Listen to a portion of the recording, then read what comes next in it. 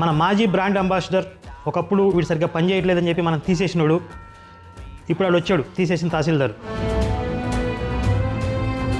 కరుణాకర్ సుగ్గున వాళ్ళు ఏర్పాటు చేసుకున్న ఒక శంకారావం అనే ఏదో సభలో చిన్నజీర స్వామి ఏదో మాట్లాడితే క్రిస్మస్ పోయింది ఈ నెల, మొత్తం అంతా శంకారావం సభ గురించే మాట్లాడుతున్నారు. చిన్నజీర స్వామి మాటలు సమాజంలో ఒకవేళ మతాల మధ్య సామరస్యం ఉండాలి అన్నట్టుగా అతడు మాట్లాడినది నిజము అని ఒకవేళ ఎవరైనా అనుకుంటున్నారేమో. వీళ్ళకి గట్టి పెట్టాడు, బుర్ర ఉంది ఇడికి కూడా. కనబడే 3 సింహాలు నీతికి, న్యాయానికి, ధర్మానికి ప్రతీకలైతే కనబడని 4వ సింహమే రాయి పోలీస్. విజయ్ కుమార్ అనేవాడు లేకపోతే శివశక్తి ఇంతలా వృద్ధి చెందటం అనేది సాధ్యం కాదు. పోయిన జన్మలో ఇస్కరియత్ యోధ యేసును పట్టించింది ఈడే. ఇప్పుడు కూడా యేసు మతానికి